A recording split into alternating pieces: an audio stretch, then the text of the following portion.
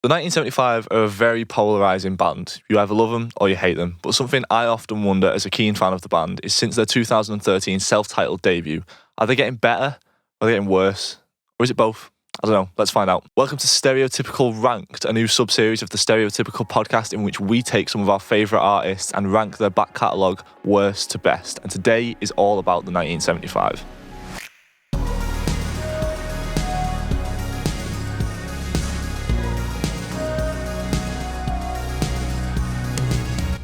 So we are here, Allo Sound Studios, as always. I am Liam McGrath. I'm joined by Mr. Jack O'Neill. It's all about the 1975 today. I'm excited. Are you excited? Yeah, I'm excited, but I'm a bit nervous because, I just want to get it out there first that, I'm not a stan. You're not a stan? I'm not a stan. Well, because I was going to say it's a bit weird. You came onto them a lot later than I did. You are a fan. I am now. Yeah. Yeah. We've talked about this thing before with, Catfish. Yeah. Where, when they first was, on the scene. And the Bottlemen, not the TV show. Yeah. Yeah. But, I just didn't want to listen to him because the indie people were listening to them, and I just wasn't about that life at the time. And but then I would listen to them they came on the radio by chance. I was like, shit, that's a good song, and got into them that way, and now I really like them. And it's sort of the same in the 1975. I was just very late onto it. Yeah. Because they were massive to begin, straight out the box, weren't they, really? Well, that's why I think it's going to be quite interesting, because I've been into them, as you know, for time. Mm-hmm. Whereas you're a newer fan. Mm-hmm. I think it'll be interesting to see if that affects our ranking of the albums. Yeah. But okay, let's jump right in. So I don't think we've explained that. That's what we're doing. Yeah. So the way we're going to do this is we'll say fourth album, right, and we'll go down from 4 to 1, but we're not going to talk about the albums in depth until we've both said them on our list. Mm-hmm. Okay, make sense? I'm with you. Right. Okay. So let's just go. Number 4. Yeah. I've got Notes on a Conditional Form. I've got Notes fourth. Right, okay. I feel like you wouldn't have expected me to have Notes fourth. Yeah, I kind of would. Because, I don't know, like you said, I'm new to it, so this was when this album came out, I was more excited for it, I was ready for it, new music, when the rest was just kind of in the background. Yeah. When it was being released. So, this is my... You got notes. Stack of... Oh! Shit. Fourth wall. Broken. So, yeah, do you want to go first? So, I'll talk about it. Okay, Notes first. So, first of all, it's fucking long. Oh, yeah, I've got this. Very long. It is an issue, innit? It is. It's 22 songs with an hour and 20 minutes runtime. Yeah. That's double album, really, innit? I suppose. I'd say it's only just longer. I'd say a normal album is 45, around that to an hour. Yeah. It's only just longer, but there's just no need. You couldn't cut it in half and have the albums like you said. Yeah. Well, this is a point that I was going to make later, is one of the problems I have with it is that it feels like it shouldn't be an album. You know what I mean? I've always liked how they've jumped from genre to genre, but on this one it feels very sporadic, and it would have suited maybe 2 albums or 3 EPs or something better, because if you're going to make a 22 track album, it needs to be a good journey, and I feel like this one is just a fucking mishmash of all sorts of random genres. A lot of shit and just doesn't need to be on there. I mean, I don't know. I'm all for people doing what their artistic freedom dictates and experimenting and all this shit. So it's fine. I'm okay with the expression of it. Yeah. And I don't think the songs are bad, which is, I think it's the most frustrating album, because the songs are fine. You think? It's not, is it their best? No. Obviously but if it's fourth on our ranks. Well, no, but it's it's a good, it's decent songs, but it's a bad full package. I think as an album, as a body of work, this doesn't make sense. Like I said, if I was going to make an album and I wrote fucking 20 songs, I'd be right, I'm going to take the ones I think are the best and sort of match them together, do you know what I mean? And categorise them in the running order, that sort of way. Yeah. They're like a story, but this is just a lot of stuff in an album. Well, because you want the ones that make the best album, you know what I mean? Yeah. Not just... And I get that it was the whole thing was it's the end of an era and it's a real-time expression and all this stuff that they were saying, but I don't know, just as a listening experience, if you said, how good is this album? I don't rate it. And that's the thing, I say, not bad songs, but it's the only one of their albums that I don't rate as an album, you know what I mean? Yeah, so I've got like the best songs off the album. Too Shy, Of course. obviously, was a massive bop. I've got Jesus Christ. I knew you were going to say that as well. I do love that song. Yeah. Like, one thing that this experience has made me realise is that I don't like a lot of the 1975's like slower, less production songs. Like if it starts with a piano, I'm fucking skipping it most of the time. That's one thing I've learned from this. Playing on My Mind, I've got as a best track. Well, hang on, you've just said you don't like the slower ones. I know, but it's an exception. Both acoustic. Yeah, I know, but this is what I mean. Like, when the song's like 58 seconds or a minute and 12, and like the first 45 is just ambient, it's just not for me. Yeah, I get that. And the thing is, I like that stuff, you know what I mean? And I like the songs on this that are like, you know, like Having No Head and Shiny Collarbone and like the instrumental, more experimental ones. I'm all down for it. And like I say, I like the songs, most of them. There's a few duds, but like, it just doesn't, for me, it doesn't work as a thing. I feel like a lot of their albums have got like a very, even though they might like genre hop a bit, the general aesthetic of the whole album is very coherent. You know what I mean? And it's got a visual aesthetic that pairs with it. You know what I mean? They changed the album cover for this like fucking 6 times before it came out. And I feel like that's very reflective of what is going on, because this is the only one of their albums that doesn't have like an identity. Yeah, I'd put like this album has like hidden gems to it. Like a lot of it is just like, if I was bringing you a load of stuff and I wanted you to like make an album out of it, I'd expect you to pick things out of it, but they just didn't do this. So it like has gems in it, but the rest is just filler. Yeah. But I feel like, because this is an end of an era album, it is like a sign of the times for the band. It's just a very like 1975 thing to do, to whack it all together and like this is. And I get it, and I think a lot of people who are into the band sort of get it, even if they were a bit disappointed like with it as an album. But I don't see it as being one that I will like revisit often as a whole. You know what I mean? I'm not going to stick it on and listen to it from start to finish. Yeah. Which is a shame, because, you know, like People's really good, Too Shy is really good. I love Frail State of Mind. Like I say, I like the more ambient I've got ones. Written down here that like, so what I've done, basically, I've gone through like every song on an album and I've given it a rating, right? Fuck me. And then I've gone like a mathematical route about it, right? And like rated the album. And like the whole second half of this album, I've got higher as like the first half. Do you know what I mean? Right, so it gets better.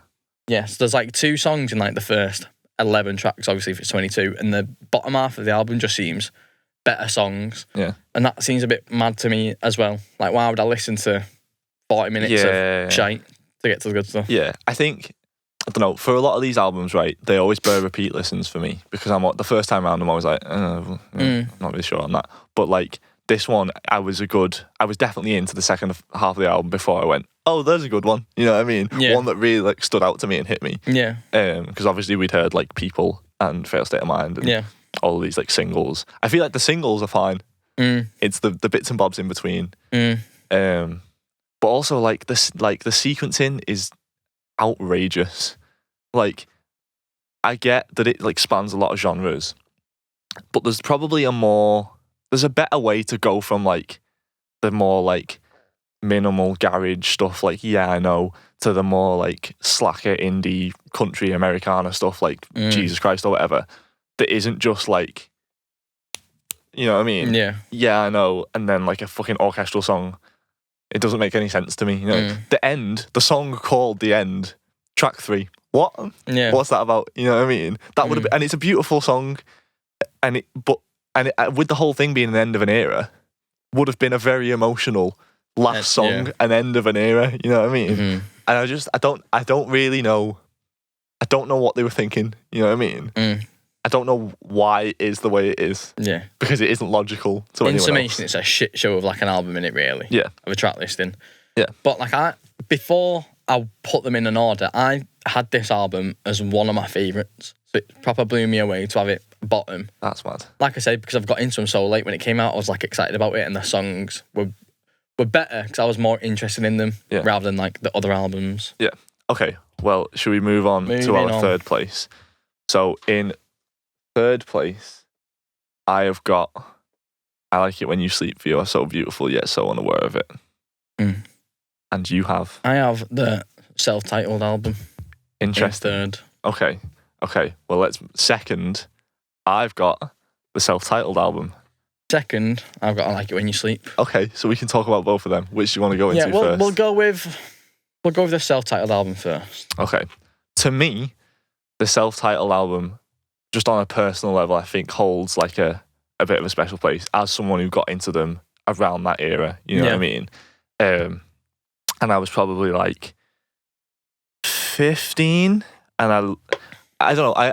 I liked it at first, but it was only when I listened to it more and more that I was like, oh, there's like all these layers to it, like musically and production wise, and I think there's still stuff in there that I hear for the first time when I'm listening to it now. Yeah, that's always a good experience. Yeah, and because of that, I feel like it's got legs, and I've listened to it a lot over the years, and it's not necessarily I've never really got fed up of it. Yeah.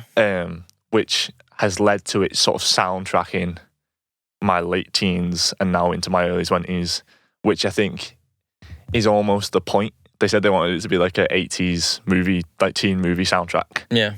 And that's what it is for like me and a lot of other people who got into it around that time. Yeah.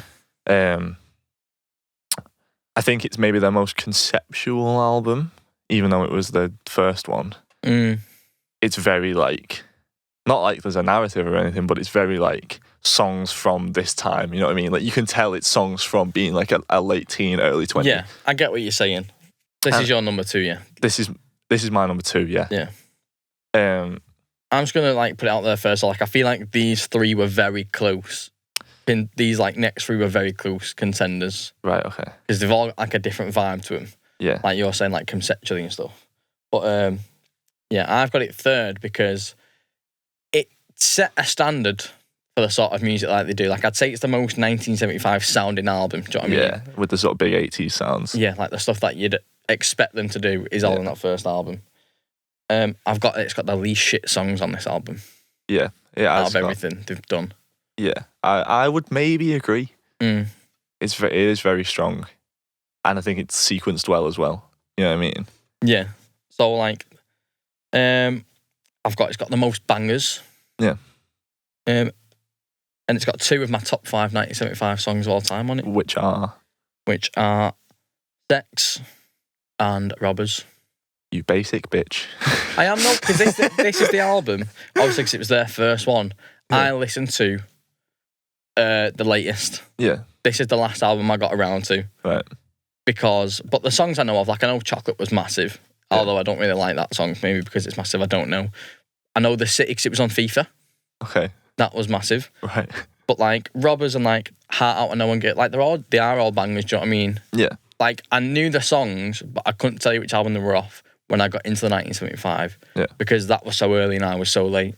I think that it doesn't get credit for, because when it came out, it was sort of panned like critically. Like the fans loved it, but if you weren't really it, and people think it's all like, it was like teenage fucking girls that love the band, you know what I mean? And like critics didn't like that album. But I think it was too early for what the late 2000s, late 2020s became. No, what is it? Late 2010s became, which is like pop has become kind of cool now, you know what I mean? Like it's acceptable. I feel like in the 2000s, pop was very cheesy, and a lot of people, like music critics and fucking alternative musicians and stuff, would be, you know, they didn't want to say that they're like Spice Girls, you know what I mean? Yeah.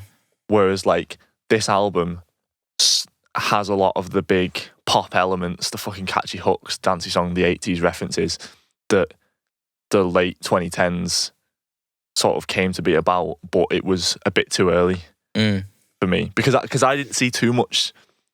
I saw bits of difference, but I didn't see too much difference in like the poppiness and the 80ness from the first album to the second album. And the second album, people loved for things that the first album also had, but people had hated. You know what I mean? Yeah, I do get you, because I feel like a struggle for me ranking these two is like the second album.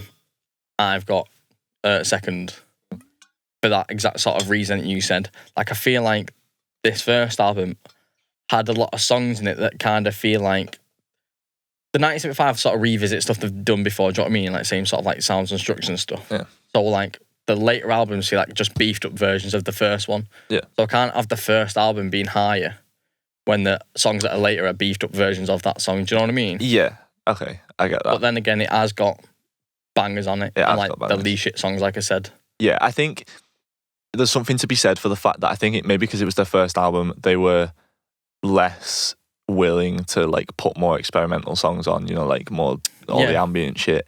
And that makes for a better pop album for just the general listener. People like me who like that sort of left field shit anyway, like the ambient stuff.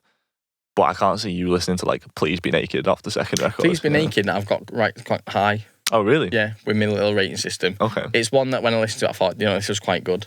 Yeah. But yeah, it's got it's less than an hour long, you know. First album. Yeah, nice, easy listen to it. Yeah. Yeah. Should we move on? So we're just switching over, we're just switching. So you had over. I Like It When I Sleep. Yes, as my number 2. And I had it as your number 3. Yeah. Yeah. I think at first I didn't really like it, to be honest. And like I say, a lot of these albums bear repeat listens. And I thought it was a bit bloated. I thought it was a bit long. And I was a bit younger, so I wasn't necessarily into the left field electronic stuff. Right, okay. As much. But then listening back to it over the years, is it one of my favourite albums? Not necessarily, but not because it's bad by any means. Like, I don't think I could necessarily find that many flaws in it. Like, it's maybe a little bit long and it peters off a bit towards the end with the acoustic tracks. Yeah. Like Nana and She Lays Down and stuff, but like... Yeah. You've smashed it. Like, I think I've put, like, it could have, like...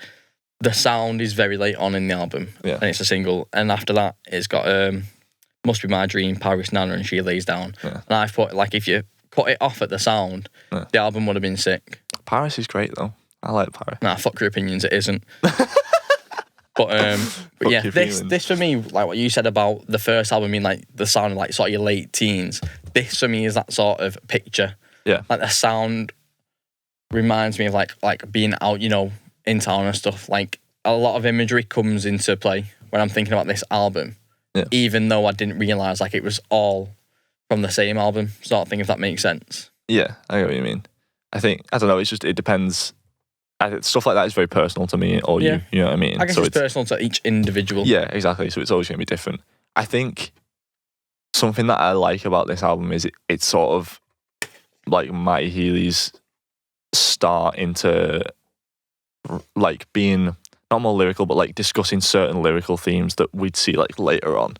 You know, like stuff about the internet and about fame. I don't really like songs about fame. Like Love Me is quite clearly about like their success, but it's all that I'm willing to accept it because it's like musically good. You know what I mean? Right. But and also like the stuff that we're discussing about religion and all these like social issues. I feel like this is the point where they branched out from being like introspective and about their lives into like looking at the world. You know what I mean? Yeah. Well, I'd sort of leave that for the next album I'm going to talk about because that obviously goes fucking well in depth in that sort of shit. Well, I would agree, but I feel like this is the start of that a little bit. Like in I think it's in A Change of Heart when he's on about like taking a picture of your salad and posting it on the internet. A Change of Heart, I don't know if I can listen for that shit synth. I was going to ask you, man. I can't deal with a shit synth. I remember years ago you saying that was shite. Yeah. Have you still not come around? No, it's still a shit still now, yeah. I don't know, it's shit in a good way. No, like, if I made that song right, and I was like, listen, Liam, listen to this, you'd go, lad, what the fuck is that sound? You say, that sound is terrible. I don't know, I'd come around to it. Maybe because it's the 1975 getting away with it, I don't know. I was going to say, like, George Daniel could fucking shit on a snare drum and hit it 3 times, and I'd be like, genius, you know? The best songs I've got from this album is Love Me. Controversial. That's the best songs, really. Yeah. I like the drum sound. The sound, like I've said before. That's like proper out tuning. Party bop, yeah. I love that song. Loving Someone. That's one. I'd say that's an underrated song. Yeah, for sure. That's one when I first listened to it that stood out to me. You know what I mean? On first listen, I was like, oh, actually, this is a bit, because it was a bit different. You know what I mean? It wasn't sort of the 80s stuff that was like from the first album or whatever. Mm-hmm. And then Somebody Else, which is my number 1 1975 song of all time. I feel like it's up there for me as well. It's been there at some times in life. You know what I mean? I think Matt Healy says it's his purest form of songwriting. Really? Yeah. That's crazy. Which does make sense, really. Do you know what I mean? Yeah, it does. I don't know. It's a crazy song because it's like so emotional, but also like you can spin it either way, right? So like my mate Kate, who you know. Yes, I know Kate. We were on we were on our way out, like out. Oh, right, okay. You know what I mean? Okay, so she's going out, yeah. Yeah. Right. And her dad was driving us all to Warrington to go out. And she was like fucking DJing in the car. She put somebody else on. I was like, bro, we're going out. Like, she was like, nah, this is a bop, because she hadn't been through the things that the song's about. You know what I mean? Yeah. And because it's quite upbeat musically, Yeah. she didn't understand that. But I was sat in the back. Like, you're crying. I was like, I want to go home And you're and get in waiting bed. to fries. Yeah. Which is mad. Like, I love that juxtaposition of like and they do it a lot with like the sort of more dour or introspective lyrics and the boppy tunes. You know what I mean? Yeah, the same like with the sad pop thing. Like I keep bringing up all the time. They're very good at it. You know what I mean? Yeah. Like I feel like there's a point now with 1975 where like if you know it's like a happy sounding song, you know he's gonna like talk into some deep sort of feelings sort of shit. Yeah, and it keeps it interesting. You know what I mean? And I think that is something. I don't know about you. I don't know if that's influenced because like when we make songs, right, we do that purposely sometimes. And I don't know if that's It sounds happy. Let's talk about death. Yeah, well, I don't know if you've got that from me or because I've got it from them. You know what I mean? Yeah, no, I don't know. Like if we're talking about personal songwriting and stuff, like I think it's incredibly hard to write about happy things. It is, from my point of view, anyway. But because the thing is, right, sometimes it's scary to do like big pop sounds. I think so. It almost, and we'll come on to this when we talk about the final album. But like, it is almost. It takes the potential for like being cheesy or being like purposefully pop out of it if you go the opposite direction with the lyrics. You know what I mean? I don't know if that's a conscious thing that they do. Yeah, that's quite interesting actually thinking about it like that. Yeah, well, because that's definitely the way I feel about it. You know what I mean? Like I don't want to write basic lyrics to a pop song because then it's just a pop song. Yeah. Whereas something that I've learned from all these albums, particularly like this album and the self-titled, is like you can do pop songs that aren't just like boring pop songs that don't teach you anything about yourself or the world. You know what I mean? You can be wordy with it as long as like your melodies are good and it fits in with the sort of the boppy instrumental of what's going on. You know what I mean? Yeah. I think that's definitely an important thing. On these two albums, they nailed that. I think. Yeah, I definitely look at this album in like rose tinted glasses. Like it's got like an afterglow for me. Like, what do you mean? So like it is like a good vibe sort of song. Like I can think about good times, like you said, that have been like when this album has been playing. Yeah. A lot more than the others. Yeah. You know what I mean? Yeah. I something that we should maybe point out as well is that have you seen any of the live stuff from around that era, the second album? I've never seen the 1975 live apart from that one time at Leeds for 5 minutes. Yeah. What year was that? 2016? 2015, 16, maybe. But this is then, right? You missed out, man. I saw him in Guild Students in Liverpool on the first tour date they ever did for this album. So it was the first time they had this like set up with the fucking like the screens and stuff. Insane. Like I feel like they really, both like musically and with the live show and everything about this second album era that you've got to praise it for is like they took everything from the first album and learnt from that, and it was like the best possible evolution, I think, that they could have gone with. No, I feel like you wear it as well, like sound wise, do you know what I mean? Yeah. It makes sense to go hand in hand with the live shows. Yeah. So the Big Daddy. The Big Daddy, which actually I am surprised that we have both got this as number one. Yeah, I don't know why, but I was expecting us to come and have like a complete fucked order compared to each other. Same. So A Brief Inquiry into Online Relationships is my favourite 1975 album. It is also my favourite. Well, here's the thing, right? And this is an interesting point to make. Disgusting ending to this podcast we've got that we agree on something. So I don't know if you found this, right? But I don't know if it's necessarily my favourite album. I don't know if I could pick a favourite album. I just know it's not Notes. But but like there's a difference between my favourite album and the best album. Do I think this has the best songs on it? No. Is it the best album overall? 100%. Yeah. I think as a full thing, it just works so well. It's all got like before when I was talking about like an aesthetic and a sonic identity and all this, it's nailed that to a T. It's all beautifully textured and consistent, and there's all this like natural like live instrumentation and fucking room sound and people rustling and everything's got a bit of hiss on it. And I love that about it, you know what I mean? And it took me a while to realise that about this album, because at first, again, wasn't sold. I was like, it's good, but it's a very different kind of 1975 to the first two albums, to what we're used to. Yeah, you know what I mean? I can see that. And there's only really one sort of 1975-y, 80s-ish song on this album. It's Not Living.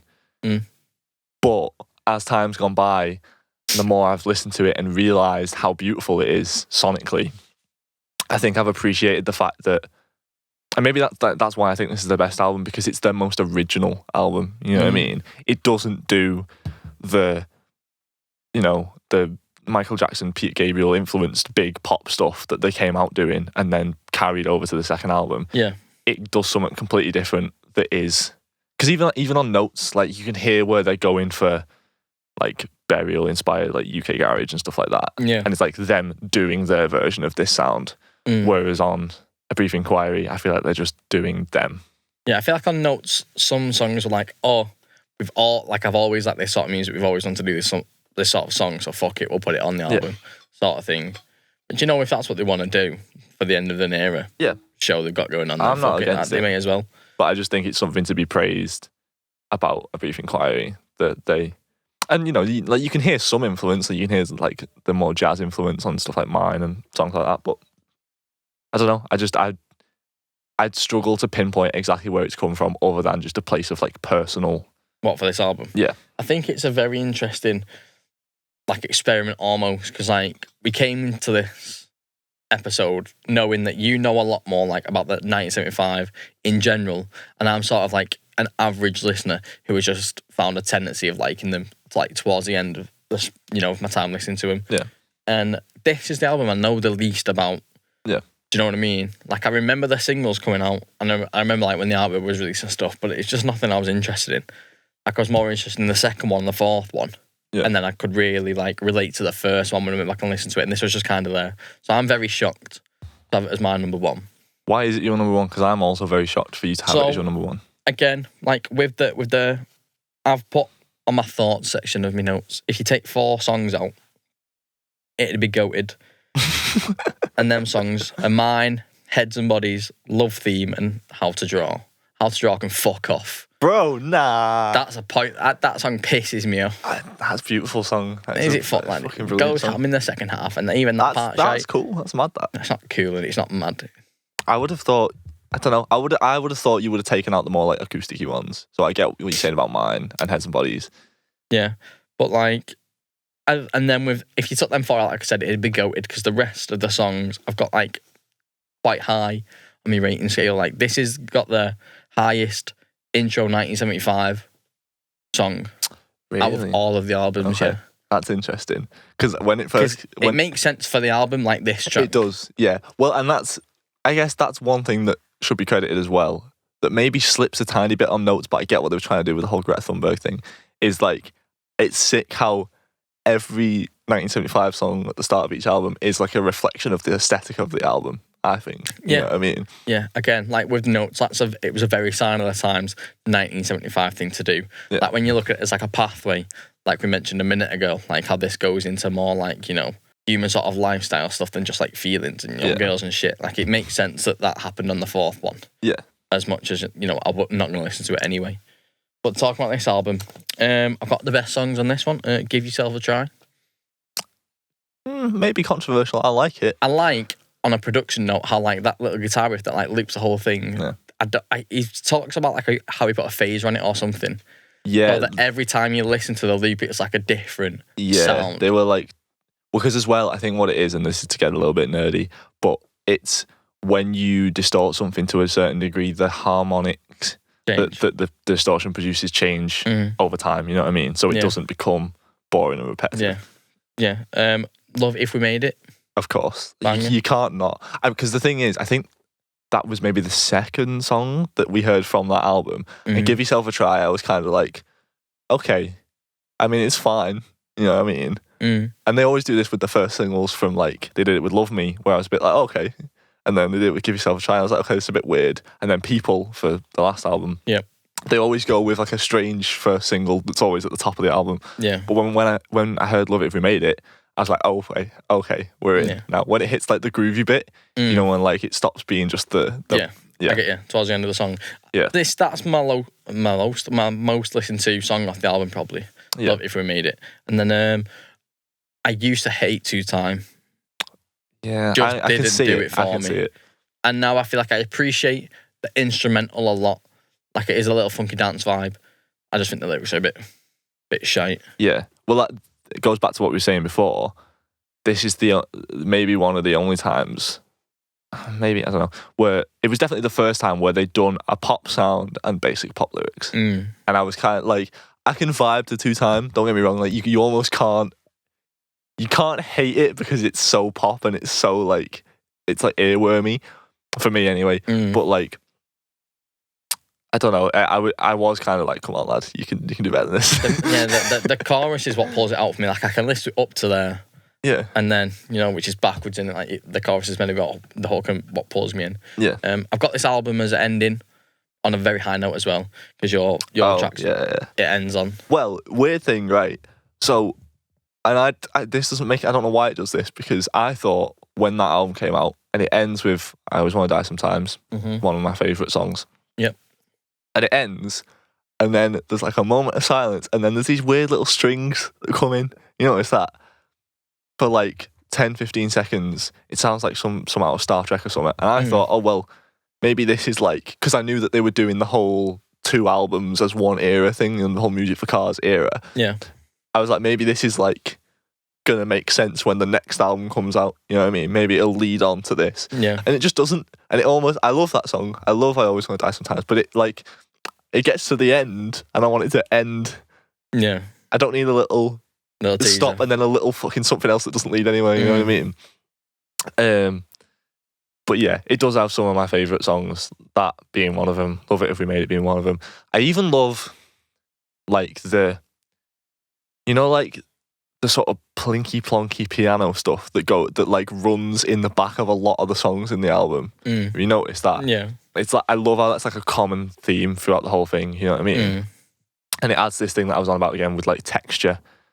And I think it definitely influenced something that I really look for in music now, which is like life and realness. So if we recorded this piano right now, I would record the entire room. I'd put mics over there, and I'd put mics on my fingers so you could hear me moving about or like squeaking on the chair, because that's the sort of stuff that they did a lot on this album that was influenced by, like, there's an ambient piano artist called Nils Fram that I really like, that I've got onto since that, because he mentioned him as like a reference. And I was like, oh, so that's where that's come from. And all that is that very like, I don't know, the only word I can think of to describe it is textured. Yeah. And I love that about it. No, I do get you.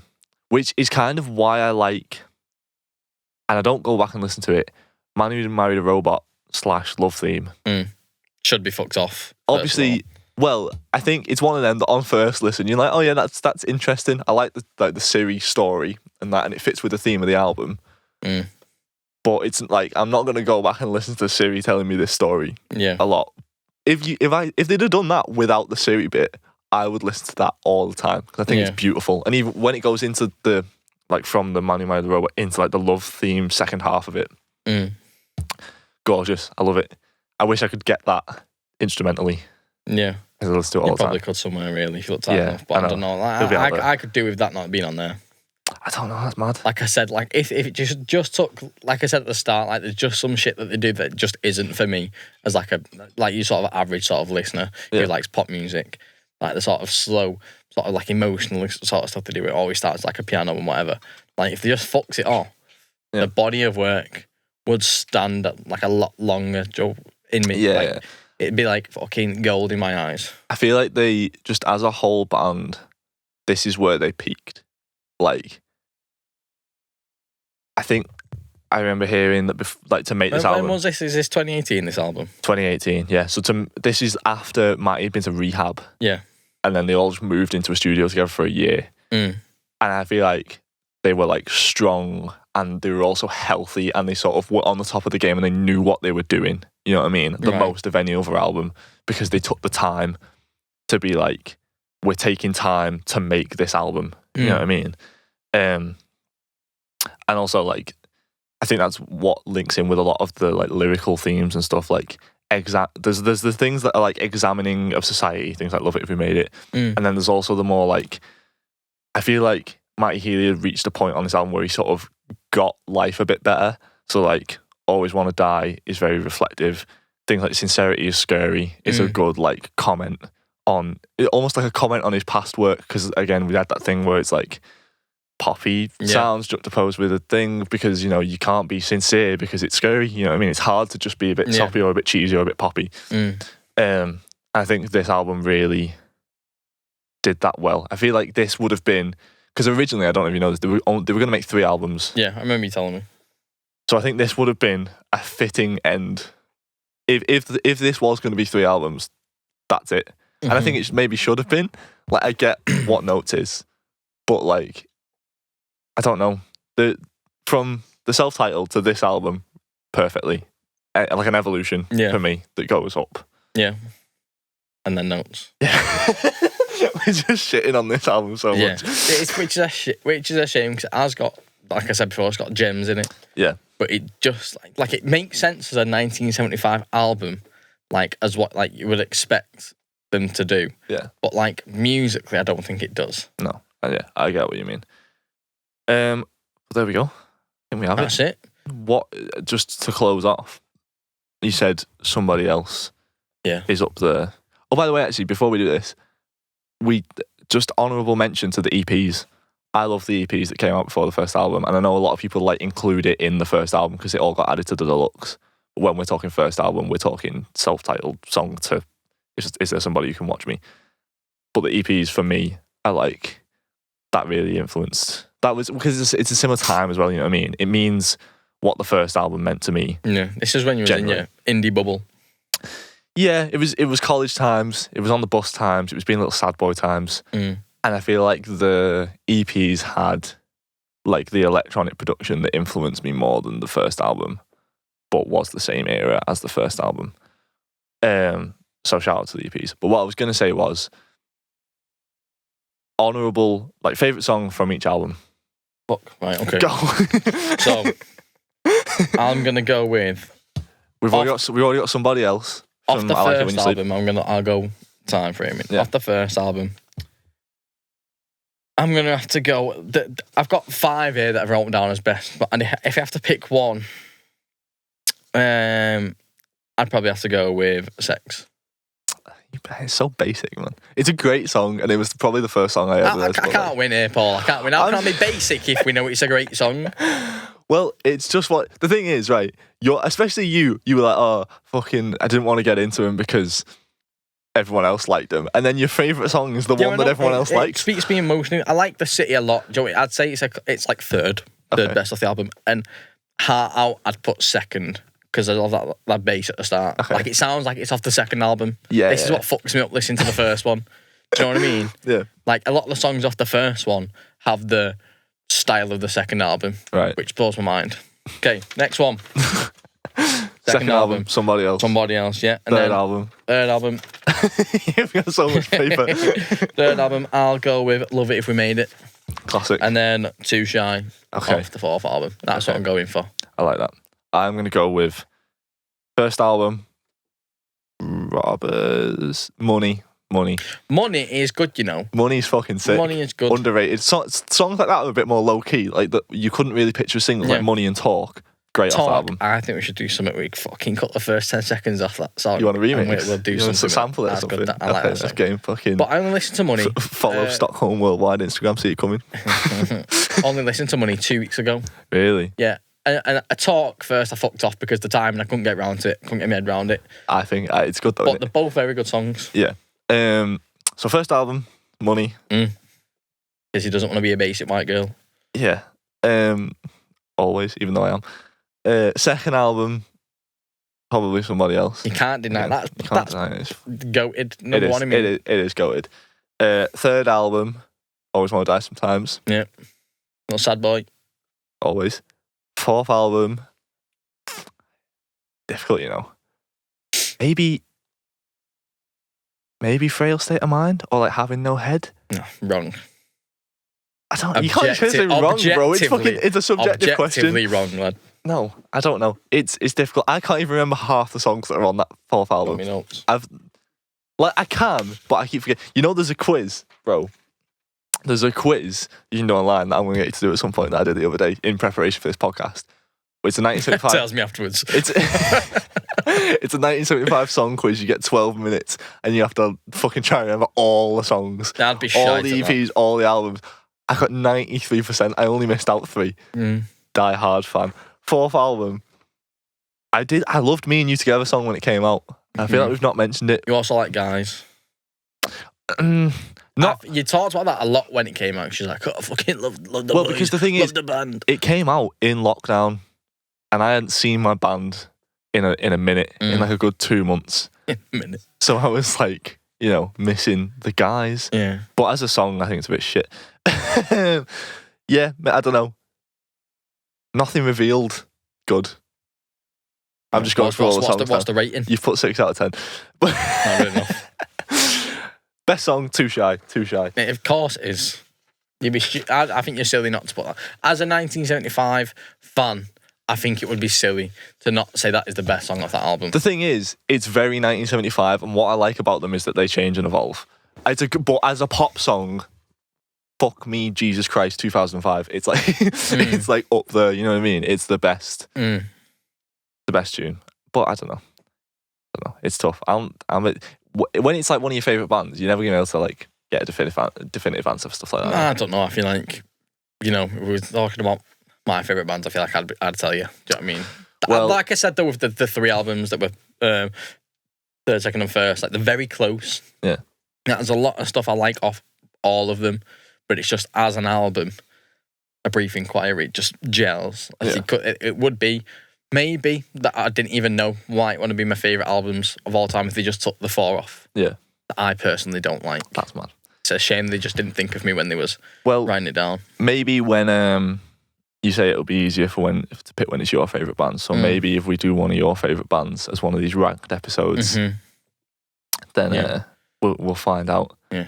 But also, I will say, let us know in the comments of this video. We're going to be doing this like stereotypical ranked every now and again. It's not going to be like every episode, but it'll be every couple of episodes. We'll do a few. Let us know what bands you want to see. I mean, we might listen to you. You might fucking know. If we like them. If you go out suggesting fucking random ass shite people, then probably not. But you know, give it a go. We've already got some people in mind, so that'd be cool. Yeah, I'm excited for. I'd say out of the ones that we've talked about, this one is kind of my weakest expertise on. Yeah. Like this, I'm just like I like the 1975, the production, I like the lyrics, like averagely. Do you know what I mean? Yeah. Yeah. Should we? We've talked about doing Arctic Monkeys and Coldplay as future ones, and your boy, yeah, we'll do Kanye as well. All divisive people, so we'll see. So that brings us to the end of this episode of Stereotypical Ranked for the Stereotypical Podcast. Be sure to follow us on Instagram. It's all in the description, as well as the OX Collective and Allo Sound. Big shout out to the boys. Cheers, John. Cheers, John. Cheers, John and the lads. Don't forget to subscribe to this channel. Leave comments below of any other stereotypical ranks that you want to see us talk about. We love discussing music, so we'll try to look into some of that for you. And be sure to click the notification bell so that you get told when we post these videos. That's it for now. We'll see you next time. Bye.